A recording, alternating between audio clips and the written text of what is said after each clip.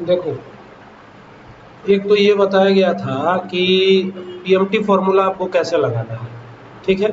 तो पीएमटी फॉर्मूले में क्या था, देखिए पीएमटी फॉर्मूले में सबसे पहले यहाँ पे रेट दिया रहता था, तो रेट सपोज कीजिए 12.5% है, तो ये 12.5% लिख दिया। आपको जो भी खरीदना था उस सामान का यहाँ पे नाम रहता था, जैसे मोटरसाइकिल खरीदना है, स्कूटी खरीदना है, जो भी खरीदना है। सपोज कीजिए हम यहाँ पे वापस से स्कूटी ही ले लेते हैं, तो ये हो गया स्कूटी, ठीक है। और स्कूटी है कितने की, 1 लाख की, ठीक है। तो ये हो गया 1 लाख रुपए।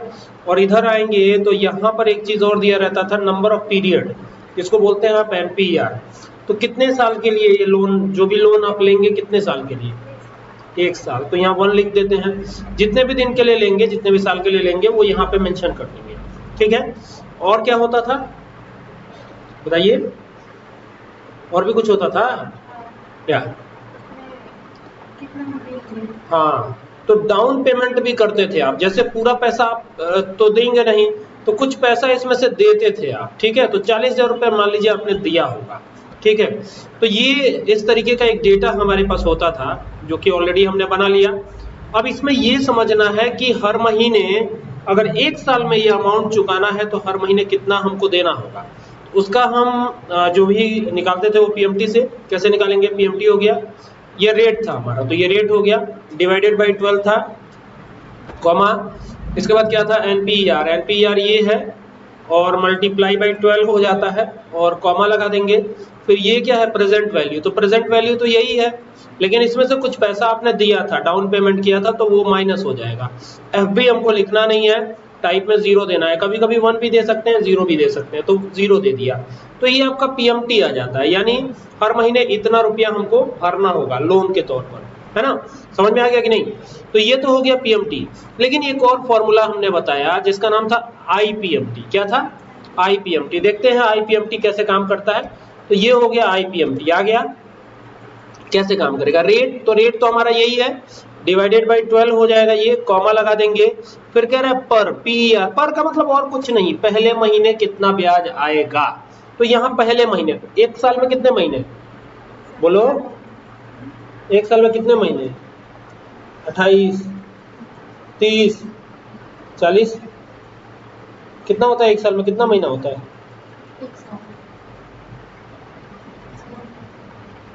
12 महीना होता है, ठीक है। तो पहले महीने में कितना ब्याज का अमाउंट आएगा वो हम कैलकुलेट कर रहे हैं। प्रेजेंट वैल्यू हमारी क्या है, यही है, लेकिन इसमें से कुछ पैसा दिया भी है, तो उसको माइनस कर लीजिए, कॉमा लगा के जो है 0 दे दीजिए यहाँ पर टाइप में, और आप एंटर कर दीजिए, ठीक है। यहाँ पे 0 क्यों आ रहा है, आप मुझे बताएं, यहाँ पे 0 क्यों आ रहा है, बताइए। 0 इसलिए आ रहा है क्योंकि इसी के सिंटेक्स में एक चीज आता है, जैसे ये प्रेजेंट वैल्यू है, रेट है, पीईआर है, एनपीईआर है, और ये सारी चीजें हैं, तो ये सारी चीजें दी जा चुकी हैं।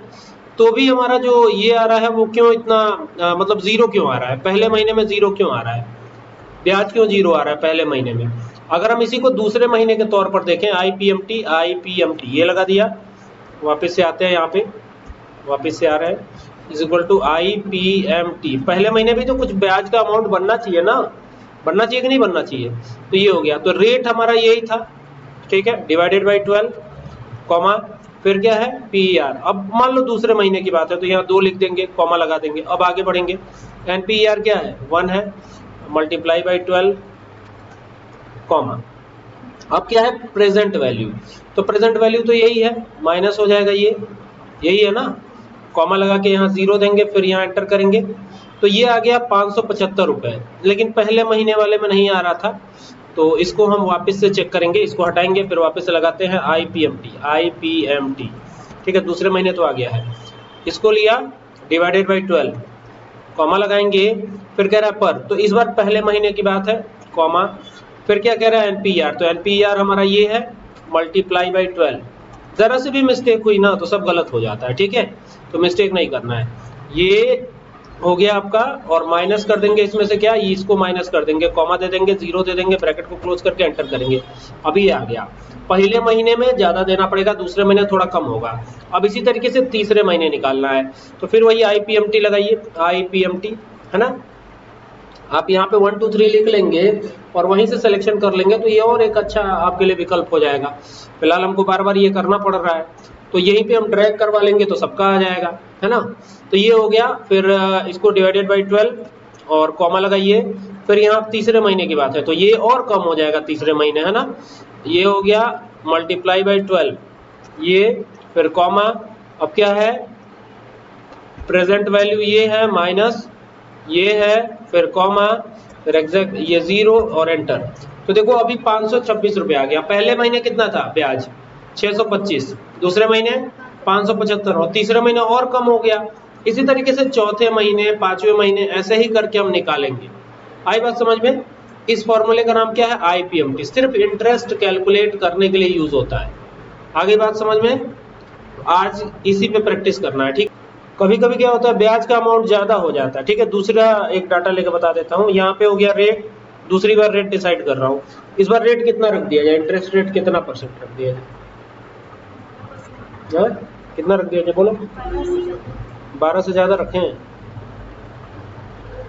15.2%, ठीक है, इतना इंटरेस्ट रेट रखते हैं, है ना। तो ये हो गया। अब क्या हुआ, अब यहाँ पे वही स्कूटी लेना है, क्या लेना है, तो इस बार मान लीजिए कि आपको सपोज कीजिए क्या लेना है, एक कार लेना है, कार, ठीक है, हो गया। कार की प्राइस कितनी है, 5 लाख, ठीक है। अब कार की प्राइस तो हो गई 5 लाख, लेकिन कितने दिनों में ये लोन चुकाएंगे, तो उसके लिए हम कितना ले लेते हैं, 2.5 साल ले लेते हैं, 2.5 लिख दिया जाए, ठीक है। थोड़ा सा कार है तो ज़्यादा टाइम लगेगा चुकाने में, तो 2.5 साल ले लिया हमने। और डाउन पेमेंट हमारे पास देने के लिए कितना रुपए है, तो डाउन पेमेंट हमको देने के लिए है 1 लाख रुपए। कितना रुपए है, 1 लाख रुपए, तो ये हमने दे दिया, है ना। अब इसमें हमको पीएमटी कैलकुलेट करना है, तो ये तो आसानी से हम कैलकुलेट कर लेंगे, लेकिन मेन बात है आईपीएमटी की। किसकी, आईपीएमटी की। तो देखो ध्यान से, यहाँ पे पहले महीने का हमको ब्याज निकालना है, तो आईपीएमटी यही है। रेट पूछ रहा है यहाँ पे, तो रेट तो यही है हमारा, डिवाइडेड बाई 12 करेंगे, कॉमा लगाएंगे। कौन से महीने का निकाल रहा है, पहले महीने का, ठीक है। लेकिन एक काम और कर सकते हैं हम, अगर पहले महीने का हम निकाल ही रहे हैं तो क्यों ना हम यहाँ पे निकालें, और यहाँ पे लिख दें 1, यहाँ पे लिख दें 2, यहाँ पे लिख दें 3, यहाँ पे लिख दें 4। चारों महीने का एक ही बार में निकल आएगा। एक बार चेक करते हैं, देखते हैं क्या होता है। ये था आईपीएमटी, आईपीएमटी यही था ना, और ये रेट है हमारा डिवाइडेड बाई 12, कॉमा लगाएंगे। पहले महीने का निकालना है तो हम इसको क्यों ना सेलेक्ट कर लें, क्योंकि यहाँ 1 ही लिखा हुआ है, कॉमा लगा देंगे। कॉमा लगाने के बाद क्या करना है, 2 बार नहीं, एक ही बार लेना है ना। कॉमा ये लगा दिया। अब क्या लिखा हुआ है, एनपीआर, तो एनपीआर 2.5 साल का है, तो ये मल्टीप्लाई बाई 12 कर दीजिए, कॉमा लगा दीजिए। और कॉमा लगाने के बाद एनपीआर कैलकुलेट करना है, तो एनपीआर क्या है, यही है ना, तो एनपीआर तो ले ही चुके हैं। अगला क्या है, पीवी, प्रेजेंट वैल्यू, तो 5 लाख रुपए है, कुछ दे चुके हैं तो वो माइनस कर दीजिए, ठीक है। और माइनस करके कॉमा लगा के यहाँ 0 दे दीजिए, 1 भी दे सकते हैं आप, 0 दे दिया फिलहाल हमने। तो ये आ गया पहले महीने का ब्याज, ये केवल ब्याज है, 5,066 रुपये 67 पैसे, ठीक है।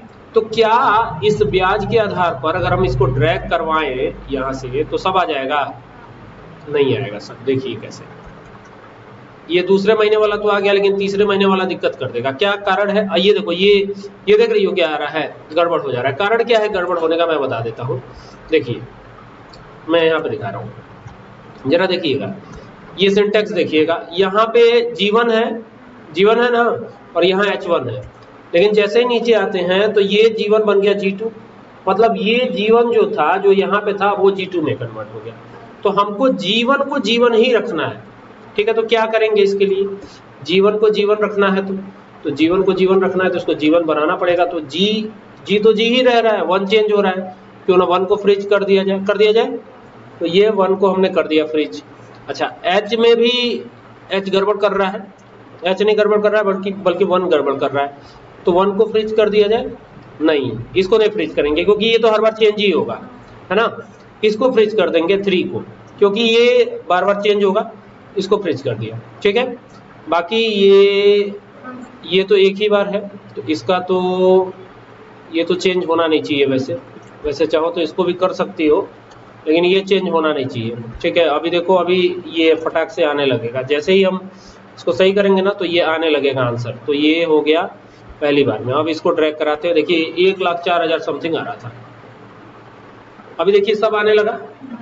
ब्याज का अमाउंट पहले महीने 5,066 रुपए, दूसरे महीने 4,926 रुपए, तीसरे महीने 85 रुपए। ठीक है, इसी तरीके से अगर हमको 12वें महीने का निकालना हो तो हम क्या करेंगे, यहाँ पे 12वें महीने का ये बना लेंगे। ठीक है, मतलब ब्याज का पूरा अमाउंट 12वें महीने का निकल के आ जाएगा। ये देखो एक महीना कम पड़ गया, यहाँ से जाएंगे तो ये आएंगे, ये हो गया। ठीक है, अब यहाँ से 12वें महीने का बना लेते हैं, बन गया। अब 12वें महीने में किस कैसे कैलकुलेट होगा, देखो हो रहा है, समझ में आ रहा है कि नहीं। तो बस यही है IPMT, क्लियर।